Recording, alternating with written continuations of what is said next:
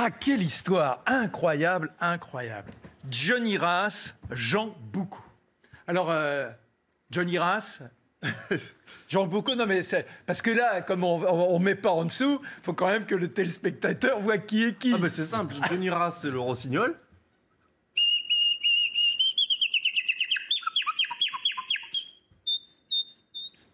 Et Jean Boucau, c'est la maison charbonnière.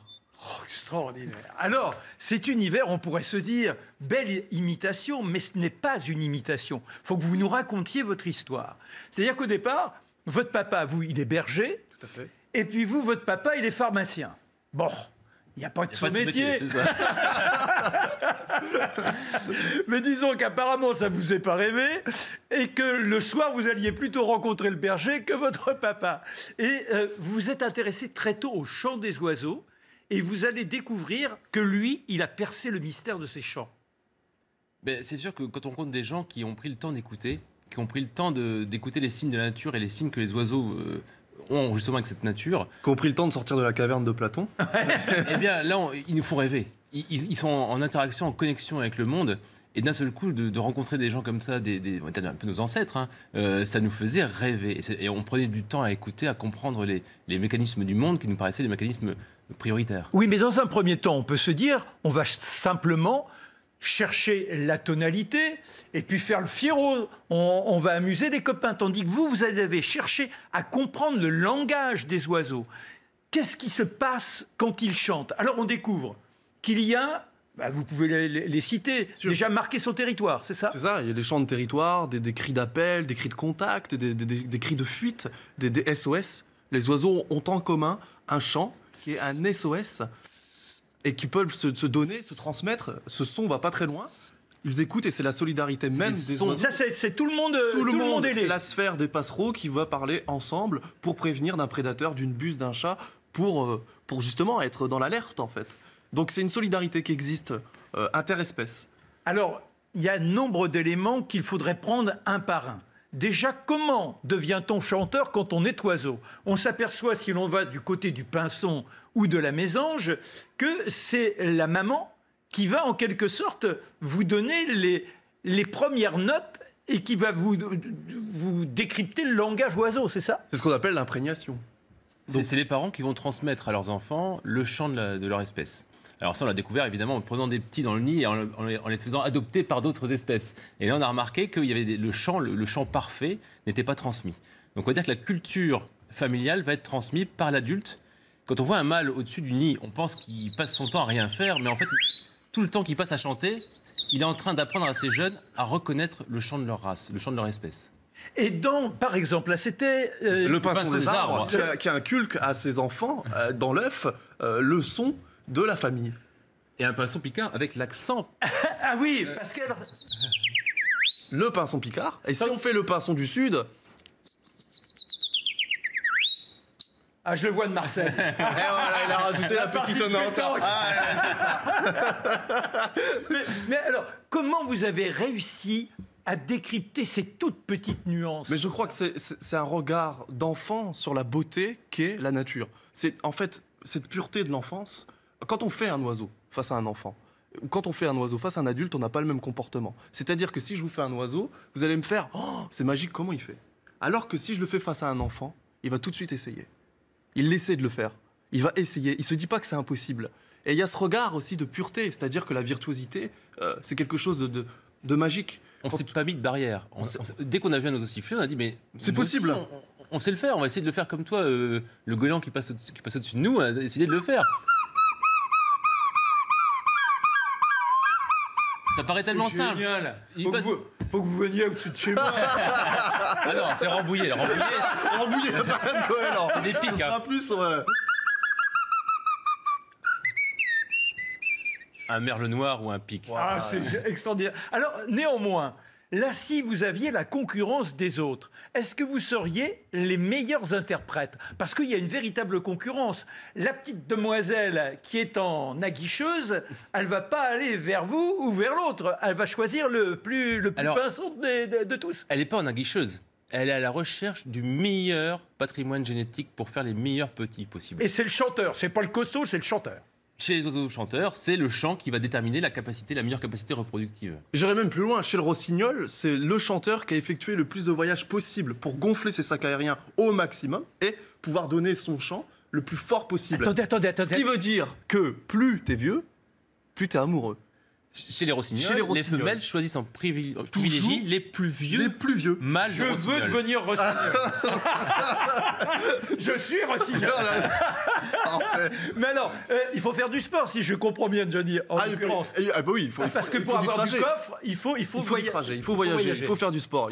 Un oiseau, c'est un athlète total. C'est quand on imagine les milliers de kilomètres qu'il fait tous les jours, le besoin qu'il a pour chercher sa nourriture, passer son temps à nettoyer son plumage, passer son temps à défendre un territoire, à nourrir ses jeunes, c'est incroyable. Puis c'est le voyage qui fait l'homme aussi, non? Oui, bien sûr. Alors, puisqu'on est dans le voyage, avant de revenir au pinson, parce qu'on va voir que le pinson, il a quand même des mœurs un peu particulières. Bref, restons 2 secondes sur le voyage. Là, c'est la grande migration, retour d'Afrique? C'est ça, c'est la grande migration, ce qu'on appelle la migration prénuptiale. Les oiseaux remontent du sud vers le nord de l'Europe pour aller s'accoupler et profiter au maximum des grandes journées d'été tellement longues qu'ils pourront s'accoupler et faire peut-être plusieurs nichés.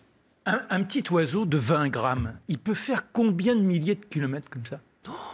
C'est sous-évalué. Alors maintenant, on commence à connaître la vérité grâce à ce qu'on appelle les petites balises qu'on met sur les queues, les petites balises GPS, et on se rend compte que c'est juste hallucinant. C'est des dizaines de milliers de kilomètres. Il y a même des espèces qui changent de continent. Le traquet moteux passe l'été en Alaska. Le traquet moteux. Alors c'est un oiseau qui est assez rigolo parce une fois qu'il se pose, il a une petite dégaine pour montrer qu'il est content. En Picard, on l'appelle le hoche-queue. Voilà.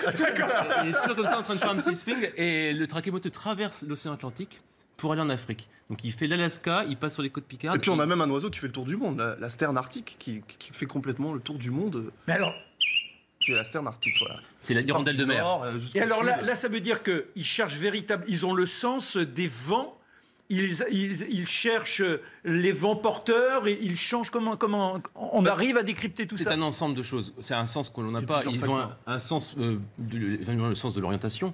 Et puis aussi un sens des saisons. Plus déjà, c'est incroyable, ils n'ont pas de GPS. Non, il y a les étoiles, il y a la nuit tombée, il y a les étoiles, mais quand il n'y a pas les étoiles, il y a aussi le champ magnétique, a priori. Enfin, voilà, c'est le professeur Picard qui a dit. C'est ça. Voilà. Alors, revenons à mon pinson. Parce que ce qui est incroyable, si je vous ai bien compris, le pinson, lorsque mademoiselle a choisi un mâle, c'est peut-être pas avec lui qu'elle va néanmoins avoir sa descendance. Elle va aller chercher un dissident. Alors ça, c'est ce qu'on a découvert, c'est justement la tromperie féminine chez les passereaux. C'est que lorsqu'une femelle choisit un mâle, le plus fort, elle va peut-être pas le choisir pour ses gènes uniquement. Mais ce que j'adore, c'est les scientifiques qui ont nommé ce gène et qui s'appelle le gène Casanova, qui code pour les protéines de la pinsonne. Moi, je trouve ça merveilleux. Donc la pinsonne va tromper son mari. Pendant qu'il est affairé à défendre le territoire en chantant, elle va tromper son mari en choisissant un mâle qui a un chant très très différent de l'officiel pour pouvoir rapporter du patrimoine génétique un petit peu différent et éviter la consanguinité. C'est incroyable ça. Alors, Et alors en revanche, c'est le cocu, si je puis dire ça, qui lui va apprendre son chant à son bébé, qui n'est pas son bébé. C'est exactement ça. Le mâle le père adoptif transmet toute sa culture aux enfants adoptés. Et c'est formidable parce que les fils et les filles vont apprendre tout de leur père, leur nouveau père. Est-ce que l'on arrive à comprendre tout ce qui s'échange entre eux, en dehors de l'alerte, de marquer le territoire? Est-ce qu'il y a, par exemple, on dit que le corbeau est un animal extrêmement intelligent. Il va aller trouver les astuces pour casser une noix, projeter, etc., etc. Est-ce que par un chant particulier, il va faire passer ces informations à sa descendance? Est-ce que vous avez remarqué ça? Oui. Alors c'est compliqué de parler d'intelligence parce que je trouve que justement la non-intelligence chez les oiseaux fait leur intelligence. D'accord. Quand on parle du jet des chênes qui va enfouir des milliers de glands, en fait sa non-intelligence et son petit trouble de mémoire qui fait qu'il n'en oublie plus de la moitié fait qu'il devient bien meilleur planteur que le jeune Indien puisqu'il va planter des milliers de glands chaque année. Donc un jet des chênes par lui-même va planter des milliers de glands. Donc c'est l'arbre, c'est l'oiseau qui plante la forêt par son ignorance. Jean, vous avez raison, mais il n'en reste pas moins qu'on a fait des tests, en particulier sur les corbeaux. Il semblerait qu'ils soient capables de résoudre des petites équations qu'on leur suggère. Et est-ce que le parent va essayer de donner des informations vocalement ou pas? Ou est-ce que c'est par observation uniquement que l'échange se fera, l'échange culturel? Alors c'est un échange, c'est à la fois des cris et aussi des formes de corps. Les oiseaux communiquent aussi avec les formes de leur corps, en lissant le plumage ou en se gonflant. Donc il y a évidemment une transmission plus complexe que le chant d'oiseau. Les corbeaux sont pas des plus... Mais quoi que c'est vrai, qu'il y a quand même une transmission évidemment de codes par des petits sons, et c'est plutôt ce qu'on appelle des cris d'oiseaux plutôt que les chants. Les chants sont plutôt déterminés pour délimiter un territoire ou c'est de la séduction, et les cris sont plutôt des cris qui sont codants. Alors, je crois qu'il y a certains oiseaux, comme les mésanges, qui ont plus de 30... C'est ça? Tout à fait. La mésange charbonnière en particulier, tous les ans, on est bluffé d'entendre une nouvelle petite strophe, un nouveau petit motif. Et je crois que personne sur Terre peut dire qu'il a entendu tous les motifs de la mésange charbonnière. Est-ce que ça veut dire que leur langage, il évolue? La mésange que vous avez rencontrée l'année dernière, elle revient, elle est enrichie d'un nouveau langage, entre guillemets, d'une nouvelle symphonie. Est-ce que cette symphonie est une création complète ou est-ce que c'est la prolongation de... Vous voyez, est-ce qu'il y a une évolution? J'irais même plus loin. C'est que nous, quand on rentre en communication et en contact avec un oiseau, je prends l'exemple de la fauvette, par exemple, à tête noire, si on rentre dans son territoire et qu'on effectue le même son et le même chant qu'elle, elle va rajouter des strophes. C'est-à-dire qu'elle va rajouter des notes et commencer à se mettre à la cime de l'arbre pour essayer de nous dominer. Donc, oui, bien sûr, il y a un rajout de notes, il y a une amplification, il y a une panoplie entière que l'on sort lorsque l'on est en danger ou en séduction ou en essayant de draguer la femelle. Et vous voyez que je vous mens pas. Quand je vous dis qu'on fait une émission, on va avoir des gens exceptionnels, ils sont là. Johnny Rass, Jean Boucaud, chanteur d'oiseaux. Alors vous allez partout, ça c'est une grande chance. Vous allez également participer à des concerts avec des musiciens et vous introduisez cette notion plumale, si je puis dire, en accompagnement symphonique. Vous êtes formidable. Quelques adresses apparaissent des lieux où vous allez vous rendre prochainement. On a le prochain concert, c'est où? Le prochain concert, c'est demain. Demain, à Loiron, en Mayenne.